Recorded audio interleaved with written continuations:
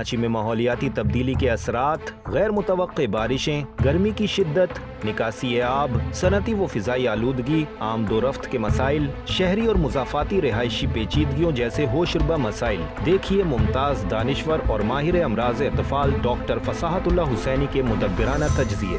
آج ہم ایک بہت ہی اہم موضوع پہ گفتگو کر رہے ہیں جو ہماری زندگیوں سے، جس کا بہت ضروری ہے، ہماری زندگیوں سے متعلق وہ چیز ہے۔ تو ہم جو آج کل دیکھ رہے ہیں، اسپیشلی کراچی کے باشندے جو ہیں، کہ ماحولیاتی تبدیلی کا اثر اب ہم پہ براہ راست آ رہا ہے۔ 3 سال پہلے بڑی شدت کی گرمی پڑی، ہیٹ ویو پڑی، اور اس میں 1000 لوگ ہلاک ہو گئے۔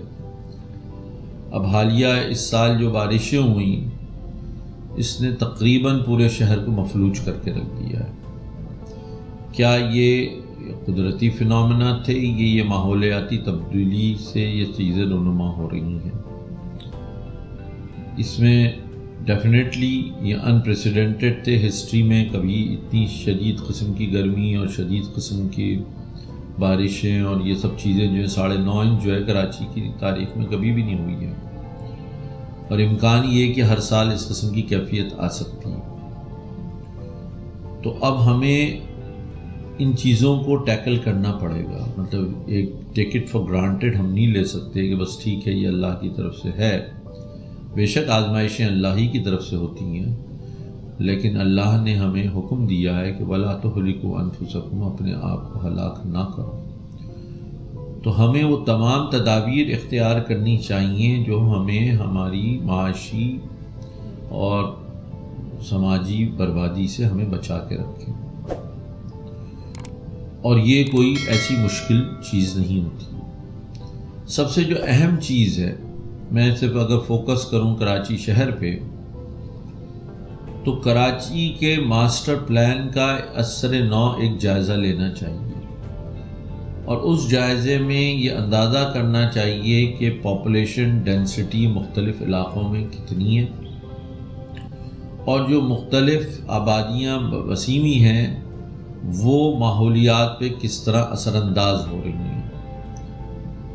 مثلا ایک بات جو بہت عام طور پہ کہی جا رہی ہے کہ کراچی کے جو نیچرل ڈرینز تھے، کیونکہ اللہ تعالیٰ نے ایک قدرتی نظام رکھا ہے ڈرینیج کا، لینڈ کا جو ڈرینیج ہوتا ہے یہ اربوں سال سے، جب سے جتنی قدیم دنیا ہے، اس کے بعد ہی بارشوں کا سلسلہ شروع ہوا، اور ان بارشوں نے دریا پیدا کیے، پہاڑوں سے برف پگھل کے جو نیچے آ رہی ہے ان کا سمندر میں اخراج ہوتا ہے، اور واٹر ویز جو ہیں وہ بنتے چلے گئے۔ کچھ واٹر ویز ایسے ہیں جن میں ہمیشہ پانی رہتا ہے، اور کچھ جو ہوتے ہیں وہ فلیش فلڈز کی وجہ سے اور وقتی طور پہ پانی کے بہاؤ کی وجہ سے رونما ہو جاتے ہیں۔ اس طرح کے بے حساب جو ہیں وہ ہمارے اس شہر میں بھی موجود تھے، اور ہم نے ان ڈرینز کو، ان پہ رہائش کر دی، ان پہ عمارتیں بنا دیں، ان پہ سڑکیں بنا دیں، اور اس بات کا خیال نہیں رکھا کہ جو نیچرل ڈرینیج سسٹم تھا اس شہر کا، اس کو برقرار رکھا جائے تاکہ پانی کا اخراج جو قدرتی نظام اللہ نے بنایا تھا اس کے مطابق چلتا۔ اس میں ایک تغیر آ گیا، اب نالوں پہ گنجان آبادیاں بن گئیں، اور یہ گنجان آبادیاں جو ہیں ان کی تاریخ بہت قدیم ہے، مطلب جب سے پاکستان بنا، اگر آپ سے گجر نالے کی تاریخ دیکھ لیں تو آپ کو اندازہ ہو جائے گا کہ گجر نالے کی جو ابتدائی بستیاں ہیں، جس کو گجر نالے کے نام سے کہا جاتا ہے، ناظم آباد کے ساتھ جو بسی ہوئی ہے، وہ تقریباً سن 47 کے بعد 48 کے بعد ہی وہ آباد ہو گئی تھی۔ مطلب لیاقت آباد اور ناظم آباد جب آباد ہوئے، اسی کے ساتھ وہ کچی آبادی وہاں آباد ہو گئی، جو کہ لیاری لیور سے جب کنیکٹ ہوتا ہے گجر نالہ تو اس کے ماؤتھ تک وہ چلی جاتی ہے۔ اس کے بعد پھر جب سن 60 کی دہائی میں ایوب خان صاحب کے دور میں یہ موسیٰ کالونی، مجاہد کالونی یہ آباد ہو گئے، اور پھر جب اور آبادی کا کنسنٹریشن شمال کی طرف گیا تو پھر جو ناردرن آباد اور فیڈرل ایریا کے درمیان کے علاقے تھے اس میں پیپلز کالونی اور کوثر نیازی کالونی اور اتحاد ٹاؤن اور اس قسم کی بہت سارے عرفات ٹاؤن اور یہ آبادیاں جو ہیں یہ نمودار ہوئیں. اور اسی طرح نیو کراچی کے پاس بھی جب نیو کراچی آباد ہوا تھا تو یہ قدیمی آبادیاں وہاں بھی جو نالے کا ابتدا وہیں سے ہوتی ہے نارتھ کراچی کی طرف سے سرجانی کی طرف سے وہاں پہ بھی وہ پوری جو ہے وہ اس کو انکروچ کر دیا گیا. اب ہم نے اپنے بچپن میں ہی دیکھا تھا کہ گجر نالہ بہت وائڈ تھا بہت ڈیپ تھا اور اس میں کچرا ڈالا گیا. اس میں جو کنسٹرکشن ڈیبرس تھا کیونکہ یہ ہوتا رہا کہ وہ جو کچی آبادیاں بنی پہلے تو جھگیوں کے نمان تھی پھر چھوٹے موٹے گھر بنے. پھر جب لوگوں کے پاس پیسہ آیا تو انہوں نے اپنے پرانے گھروں کو توڑا اور پھر نئے گھر بنائے. تو وہ جو ملبہ تھا وہ سارا اس نالے میں گرتا رہا. تو یہ نالہ انتہائی نیرو ہو گیا اور اس کا نتیجہ یہ ہے کہ ناردرن آباد اور فیڈرل ایریا کے ایک بڑے حصے میں جب بھی بارش ہوتی ہے یہاں اربن فلڈنگ ہو جاتی ہے اور یہ پہلے نہیں ہوتا تھا. تو اب اس کے لیے جو حکومت اقدام لے رہی ہے لیکن وہ پچھلے کئی سالوں سے اس پروسیس کو لیت و لال کا شکار ہوا ہے کیونکہ ریہیبلیٹیشن کے انتظام کیے بغیر جب آپ وہاں سے انکروچمنٹس ریموو کریں گے تو اس میں مزاحمت آئے گی. تو اب یہاں ایک بہت بڑی جو چیز ریکوائرڈ ہے وہ یہ ہے کہ جس طرح لیاری ایکسپریس وے کا ریہیبلیٹیشن کا ہوا تھا اور وہ ہمارے ایک بیوروکریٹ ہی تھے شفیق پراچا صاحب انہوں نے بہت عمدگی سے یہ پورا انتظام کیا جو لیاری ایکسپریس وے ریہیبلیٹیشن کی جو آبادیاں تین بنی ہاکس بے پہ اور بلدیہ ٹاؤن میں اور پھر سرجانی کی طرف. تو اس میں لوگ مطمئن ہو کے گئے اور وہ ایک پراپر ڈھنگ کی آبادیاں بنائی گئی جدید قسم کی جدید سہولیات کے ساتھ. تو جب تک لوگ یہ نہیں ہے کہ وہ ان گندے نالوں میں اور اس قسم پرسی میں جینا چاہتے ہیں وہ خود بھی نکلنا چاہتے ہیں لیکن ان کو انسان سمجھا جائے. ہم یہ ساری باتیں جو کر رہے ہیں اس میں بنیادی چیز یہ ہے کہ ہم انسان کی فلاح کے لیے کر رہے ہیں. یہ صرف انسانیت کی فلاح کے لیے سارے کام ہو رہے ہیں اور اگر اس میں انسان پرائرٹی نہیں ہوا تو پھر یہ تمام باتیں محض جمع خرچ ہو جائیں گی. تو انسان بسے ہوئے ہیں انسان تکلیف دہ زندگیاں بسر کر رہے ہیں اور یہ تکالیف اٹھا رہے ہیں. اچھا کراچی میں ایک عجیب و غریب بات ہے کہ نہ صرف یہ کہ غریبوں کی بستیاں متاثر ہوئیں بلکہ امیروں کی بستیاں متاثر ہوئیں. اب ہمارے ہاں اس میں ایک بہت بڑا اربن پلاننگ کا فالٹ تھا. ڈیفنس اتھارٹی جو بسائی گئی وہ ریکلیم لینڈ پہ بسائی گئی اور ملیر ڈیلٹا کے اندر جو ٹیلے تھے اور ان ٹیلوں کے بیچ میں گیپس بھی تھے ان گیپس کو فل اپ کر کے ایک پورا پیننسویلا ایک مصنوعی پیننسویلا کریٹ کیا گیا. اب وہ چاہے اس میں کتنی بھی بھرائی ہو گئی زمین نیچے سیٹل ہوتی جاتی ہے دبتی رہتی ہے اور وہ زمین جو ہے وہ بلو سی لیول چلی گئی. تو اب وہاں سے جو نیچرل ڈرینیج کا نظام ہے وہ ہے ہی نہیں وہاں پہ اور وہاں پہ اب لازمی طور پر مصنوعی طور پہ پمپوں کے ذریعے آرٹیفیشلی جو ہے وہ پانی نکالا جاتا ہے.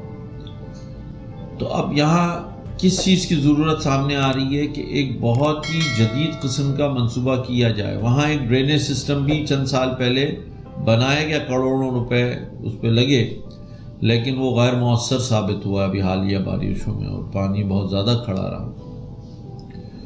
تو اس قسم کی سچویشن دنیا میں بہت سی جگہوں پر ہے اور ان کو ٹیکل کرنے کے لیے مختلف ٹیکنالوجی کی ایڈوانسمنٹ ہو گئی ہے اور ان چیزوں کا استعمال کرنا ضروری ہے کہ کسی طریقے سے یہ پانی جو ہے وہ نکالا جا سکے. یہاں ایک بات بڑی اہم ہے کہ یہ جو بارش کا پانی ہے کراچی میں پانی کی شدید قلت ہے اور یہ بارش کا پانی جو ہے یہ ہمارے لیے ایک بہت بڑی راحت بن سکتا ہے. اللہ تعالیٰ کہتے ہیں نا کہ بارش رحمت ہے تو ہم اس کو زحمت بنا لیتے ہیں. اللہ کی طرف سے تو رحمت ہی ہے اگر اس پانی کو اسٹوریج کیا جا سکے.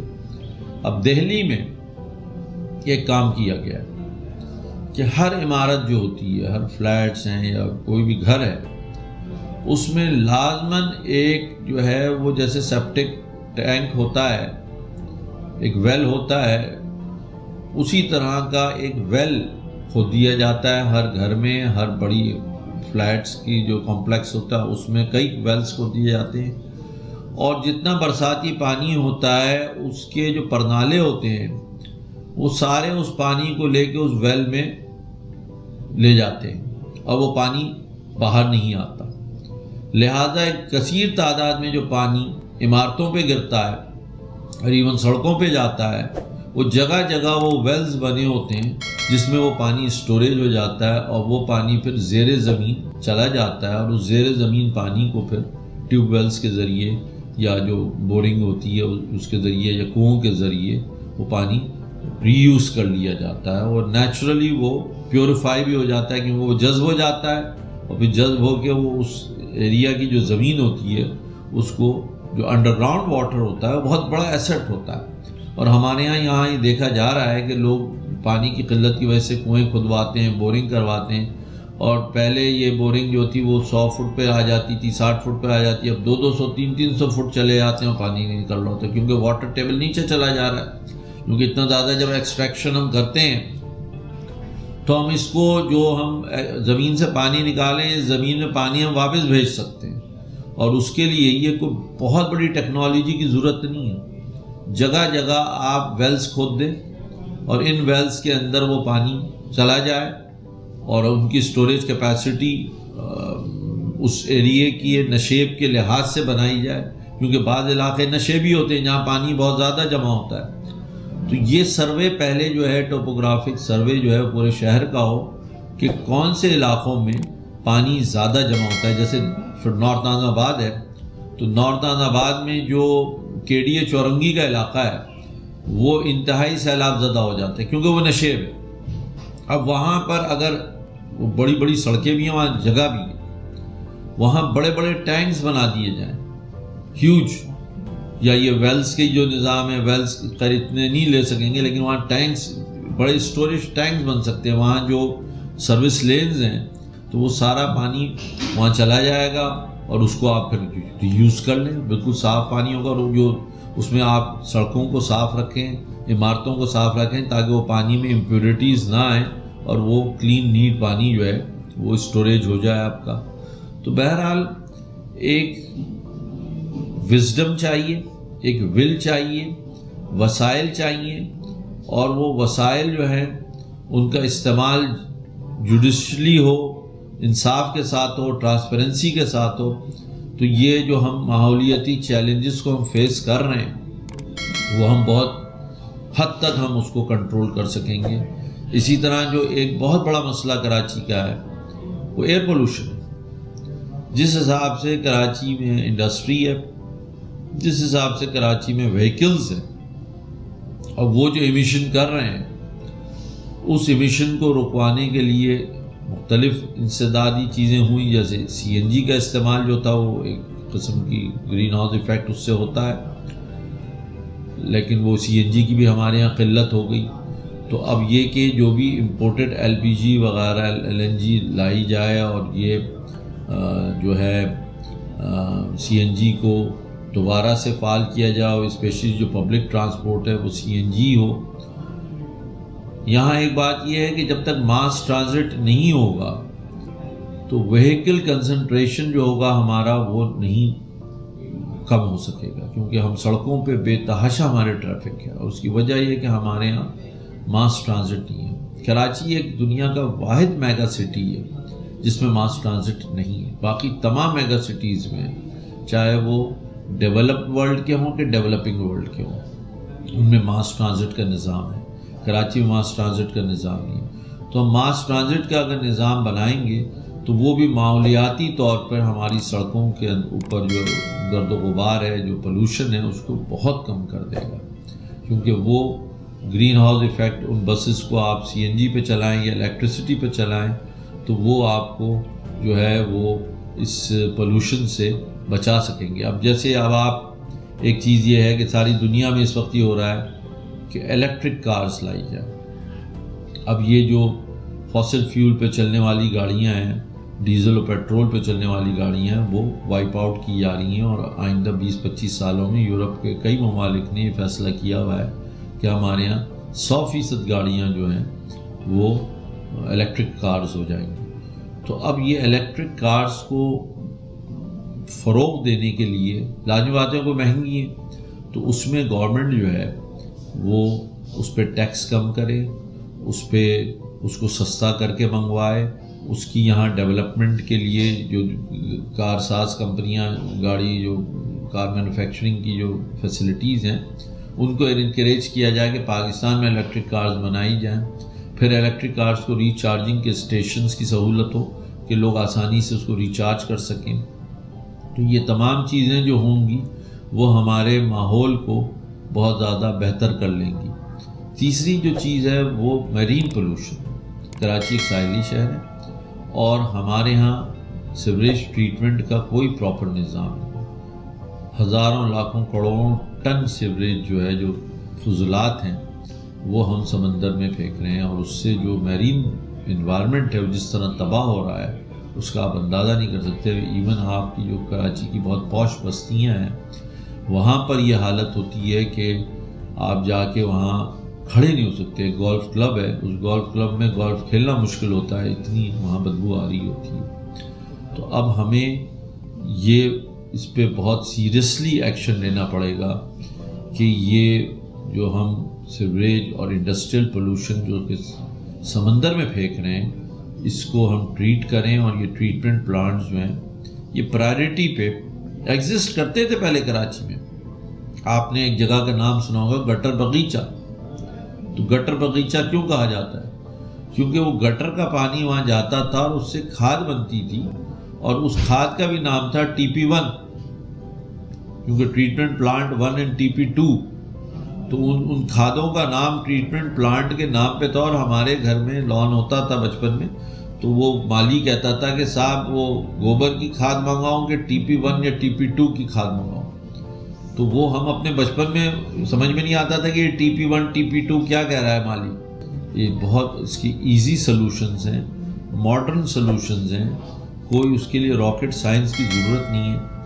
پھر ایک جو اور مسئلہ ہے کراچی کا، جو انوائرمنٹ کے جو سب سے بڑا مسئلہ ہے، وہ ہماری سیوریج سسٹم ہے۔ جگہ جگہ گٹر ابل جاتے ہیں، گٹر اور پانی پینے کے پانی کی جو لائنیں ہیں وہ مکس ہو جاتی ہیں۔ اس کنٹامینیشن سے جو بیماریاں پھیلتی ہیں، واٹر بورن النیسز جو ہیں، جس میں سر فہرست ٹائیفائڈ ہے۔ ٹائیفائڈ کا علاج اس وقت بہت مہنگا ہو گیا کیونکہ ہمارے یہاں ملٹی ڈرگ ریزسٹنٹ ٹائیفائڈ آ گیا ہے۔ کراچی اور حیدرآباد میں ملٹی ڈرگ ریزسٹنٹ ہے، جو کسی دوائی سے اس کا علاج نہیں ہو پاتا، اور جو دوائیاں پھر استعمال کرنی پڑتی ہیں تو ایک مریض کا علاج 15 سے 20 ہزار روپے تک چلا جاتا ہے۔ مطلب جس بیماری کا علاج آج سے 30 سال پہلے 10 روپے اور 15 روپے میں ہو جاتا تھا، وہ اب 20-25 ہزار روپے تک چلا گیا ہے۔ تو یہ بھی ہماری واٹر کنٹامینیشن سے ہو رہا ہے۔ ہیپیٹائٹس جو اے ہوتا ہے وہ پھیلتا ہے، اور پھر گیسٹرونٹرائٹس جو ہے بچوں کے اندر جو اسہال کی بیماری ہے، بڑوں میں بھی ہوتی ہے۔ تو یہ تمام جو ہے ہماری سیوریج سسٹم کے ناقص نظام سے ہوتا ہے، اور اس لیے اس کا ریہیبلیٹیشن جو ہے وہ بہت ضروری ہے کہ جہاں بھی گٹر ابل رہے ہوں وہاں نئی پائپ لائنیں ڈلیں، گٹر صاف کیے جائیں، اس کے لیے جدید مشینری استعمال کی جائے۔ وہ دور نہیں ہے کہ بیچارے وہ جمعدار گٹر میں ڈبکی لگائیں اور اس کو صاف کریں۔ اب آپ کو ماڈرن سسٹمز کے ساتھ اور پرامپٹ ہو، مطلب ایک گٹر ابل رہا ہوتا ہے، کئی دن ابلتا ہے، اور اس کے بعد وہ سڑک توڑ دیتا ہے۔ پھر سڑک بناؤ، اس کا الگ خرچہ، گٹر کا پھر وہ کولیپس ہو جاتی ہیں لائنیں۔ تو پیریوڈک اگر کلیننگ ہوتی رہے، اور پھر یہ جو گٹر کا نظام تھا یہ آج سے 50 سال 60 سال پہلے ڈالے گئے تھے اکثر جگہوں پہ، جیسے فیڈرل ایریا میں ان میں۔ تو اب اس کو جو ہے وہ ہم جو ہے وہ گٹر کے نظام کو ہم جو ہے وہ درست کروائیں، اور واٹر جو کی سپلائی ہے اس کو پروٹیکٹڈ رکھیں، تو اس سے ہمارے واٹر بورن ڈیزیز کا بہت بڑی حد تک کنٹرول میں آ جائیں گے۔ Third, solid waste. Solid waste ایک بہت ناسور بنا ہوا ہے کراچی کا. یعنی یہ جو سین کراچی میں ہوتا ہے یہ دنیا میں شاید ہی کسی اور شہر میں ہوتا. جس طرح کے گاربیج کے بڑے بڑے پہاڑ باقاعدہ لفظ آپ کہہ سکتے ہیں پہاڑ لگے ہوتے ہیں. اصغر علی شاہ اسٹیڈیم پہ آپ چلے جائیں, کیا حشر ہوتا ہے وہاں کا, مطلب اتنی غلاظت ایک ظاہری طور پہ بھی انسان کی طبیعت میں ایک انتہائی کراہیت پیدا ہوتی ہے. اور پھر جو اس سے سڑکوں پہ جو جراثیم کا پیدا ہونا ہے, مکھیاں اس میں لگ رہی ہوتی ہیں, کیڑے مکوڑے اور جراثیم پیدا ہوتے ہیں, وہ پھر ہمارے پورے ماحول کو خراب کر رہے ہیں. تو سالڈ ویسٹ مینجمنٹ جو ہے وہ اب تک کراچی میں صحیح خطوط پہ, جدید خطوط پہ استوار نہیں ہو سکا ہے. سالڈ ویسٹ جو ہے وہ دنیا اس سے انرجی پروڈیوس کر رہی ہے. ریسائکلنگ سے بہت بڑا ایک کاروبار پیدا ہو چکا ہے. اس کو صرف ایک آرگنائز کرنا ہے, لوگ خود چلا لیں گے. آپ سالڈ ویسٹ کا جو نظام ہے وہ پرائیویٹ سیکٹر خود رن کر لے گا, کیونکہ پرائیویٹ سیکٹر کو اگر پلاسٹک الگ کر دی جائے, پلاسٹک کی تھیلیاں کروڑوں کی تعداد میں اڑ رہی ہوتی ہیں. اب ان کو ڈمپ کرنے کے لیے اگر سیگریگیشن ہو, مطلب ہر گھر والوں کو بتا دیا جائے کہ بھئی جو سبزی گوشت فوڈ آئٹمز ہیں وہ الگ ڈالیں, کینز جو ہیں اور جو میٹل کی چیزیں وہ الگ ڈالیں, اور پلاسٹک کی چیزیں الگ ڈالیں, پیپر کی چیزیں الگ ڈالیں. اس کو سیگریگیٹ کر کے اگر آپ دیں تو لوگوں کو اگر اس میں ایک انٹیگریٹ کر دیا جائے, جو اس کو خریدار ہوں وہ خریدیں اس طرح سے کہ بھئی لاؤ کاغذ ہمیں دے دو, پلاسٹک والا ہے کہ لاؤ بھئی پلاسٹک بھیج دو. تو لوگ خود جب ان کو پیسے ملیں گے تو وہ کچرا اس طرح سے وہ پھینکیں گے نہیں, وہ کہیں گے بھئی یہ تو کچرے سے تو پیسے ملتے ہیں. تو اگر یہ ہم ماحول پیدا کر دیں تو آپ کو کچھ کرنے کی ضرورت نہیں ہے, لوگ خود ہی کچرا ایسا غائب کر دیں گے کہ پتہ ہی نہیں چلے گا کچرا تھا بھی یہاں کبھی. تو اس چیز کو صرف ایک تھوڑا سا وزڈم چاہیے. اگر وزڈم آ جائے تو یہ چیزیں بہت آسانی سے حل ہو جاتی ہیں. ماحولیات پہ ہم اپنی توجہ اگر نہیں کریں گے تو ہماری حیات جو ہے وہ بہت خطرے میں پڑی ہوئی ہے, اور انسان بہت بڑی تعداد میں ہلاک ہو جائیں گے, بہت بڑی تعداد میں بیمار ہو جائیں گے, غیر فعال ہو جائیں گے, اور معاشرے پہ بوجھ بن جائیں گے. تو لہٰذا اگر ہم نے اپنی ٹاؤن پلاننگ کو, اپنی اربن پلاننگ کو صحیح خطوط پہ نہیں استوار کیا, پاپولیشن ڈینسٹی کو ہم نے کم نہیں کیا, کیونکہ پاپولیشن ڈینسٹی جو ہے وہ بہت بڑا پرابلم ہوتی ہے. اور ہم ان تمام چیزوں کو ٹیکنالوجی جو اللہ نے ہمیں عنایت کی ہے, ٹیکنالوجی سے ہی ہم ٹیکنالوجی نے ہی انوائرمنٹ کو تباہ کیا ہے. اب ٹیکنالوجی ہی اس انوائرمنٹ کو صحیح کر سکتی. تو ایک ٹیکنالوجی ہم نے بغیر دیکھے فیکٹریز لگائیں. ایک دور تھا لندن کا بھی یہ حال تھا کہ لندن میں اتنا دھواں ہوتا تھا کہ سفید کپڑے پہن کے اگر آپ 3 گھنٹے باہر چلے جائیں تو کالے ہو جاتے تھے, کیونکہ کول اس وقت استعمال ہوتا تھا وارمنگ کے لیے, گھروں کی وارمنگ کے لیے, ہر چیز کے لیے کول ہوتا تھا. لیکن پھر جب کمبسشن انجن آئے, چیزیں جدید ہوئیں, تو وہی اب لندن میں پولوشن جو ہے بالکل کم ہو گیا. ان کا انڈیکس جو ہوتا ہے ایئر کوالٹی کا, آپ دیکھیے وہ CNN پہ آ رہا ہوتا ہے, ورلڈ میں ہر شہر کی ایئر کوالٹی بتا رہے ہوتے ہیں, لیکن ہماری کراچی کے اور جو ڈیولپنگ کنٹریز کے شہر ہیں ان کی ایئر کوالٹی بہت خراب ہے. تو بہرحال ہم یہ ایئر کوالٹی ہمیں امپروو کرنی ہوگی. ایئر پولوشن سے پھر جو بیماریاں ہوتی ہیں بے حساب ہوتی ہیں, اور اس کی وجہ سے ہمارے یہاں ہم سمجھ لیں کہ ہم 2 کھرب روپے سالانہ سے دوائیوں پہ خرچ کر رہے ہیں. اگر یہ 2 کھرب روپے ہم اپنی انوائرمنٹ پہ 1 کھرب بھی یوز کر لیں تو یہ دوائیں جو ہم استعمال کر رہے ہیں یہ میرے خیال میں آدھا کھرب کی بھی نہیں استعمال. تو یہ ہمیں سوچنا چاہیے کہ ہم پیسہ بھی خرچ کر رہے ہیں لیکن ہم اس پیسے کو پروڈکٹیو چیزوں میں نہیں خرچ کرتے, ویسٹیج میں جا رہے ہیں. تو ہم بیمار جو پڑنا ہے وہ ایک ویسٹیج ہے, بیمار پڑنا کوئی پروڈکٹیو چیز نہیں ہے. ہم بالکل اس طرح سے اگزامپل دے سکتے ہیں کہ اب آپ کہیں گے کہ فائر بریگیڈ جو ہے اس کے ادارے کو چلانا ہے, تو فائر بریگیڈ کے ادارے کو چلانے کے لیے آپ کیا ہر جگہ آگ لگاتے رہیں گے؟ تو آپ یہ کہیے کہ صحت کے نظام کو چلانے ہیں تو کیا لوگوں کو بیمار کرتے رہیں گے آپ؟ تو یہ طریقہ نہیں ہے. یا پولیس کے ادارے کو چلانا ہے تو جرائم کرواتے رہیں گے. تو ایسا بھی ہندوستان میں سنا ہے کہ ایسا بھی تھانہ تھا جہاں 27 سال تک کوئی FIR ہی نہیں کٹی. ایسا ماحول ہونا چاہیے اور ایسے اسپتال ہونے چاہیے جہاں کو مریض ہی نہ آئے اور ایسے فائر بریگیڈ اسٹیشن ہو جہاں کبھی آگ ہی نہ لگے. تو یہ ہونا چاہیے اور یہ سہولیات بہرحال تیار ہونی چاہیے, لیکن ان پہ بوجھ نہیں ہونا چاہیے کیونکہ یہ معاشرے پہ بوجھ ہیں. یہ سب چیزیں جرائم کا ہونا, بیماریوں کا ہونا, فائر کا ہونا, یہ سب چیزیں جو ہیں یہ پروڈکٹیو چیزیں نہیں ہیں. ان کو پریونٹ کریں تو prevention is better than cure. انسداد جو ہے وہ علاج سے بہتر ہے اور یہی ہمارے دین کا بھی اصول ہے کہ ہمارے ہاں ہائیجین کو, وضو کو, غسل کو, ان چیزوں کو, مسواک کو, حضرت صلی اللہ علیہ وسلم نے ہر وہ چیز کو فروغ دیا جو انسان کی بقا کے لیے ایک پازیٹیو فیکٹر ہو. ہماری شریعت میں سنت رسول صلی اللہ علیہ وسلم کو اگر آپ دیکھیں تو وہ پرو ہیومن ساری ایکٹیویٹی, اینٹی ہیومن نہیں. کوئی چیز کو اگر منع کیا شریعت نے تو وہ چیز انسان کی صحت کو یا انسانی معاشرے کو خراب کرتی ہے. کوئی آپ ایسی چیز بتا دیجیے جو پازیٹیو اور اس کو شریعت حرام کر رہی ہے, کوئی ایک چیز ایسی نہیں ہو سکتی. کوئی دنیا میں یہ نہیں کہہ سکتا ہے کہ شراب جو ہے وہ مفید چیز ہے. ساری دنیا کہتی ہے کہ الکوہل جو ہے, اسموکنگ جو ہے, یہ تمام چیزیں جو ہیں یہ صحت کے لیے بری ہیں. یہ جوا جو ہے بڑی انسانی تمدن کے لیے بہت اچھی چیز ہے. جوئے سے بربادی ہوئی, گیمبلرز جو ہوتے ہیں ایون ویسٹرن ورلڈ میں وہ تباہ و برباد ہو جاتے ہیں.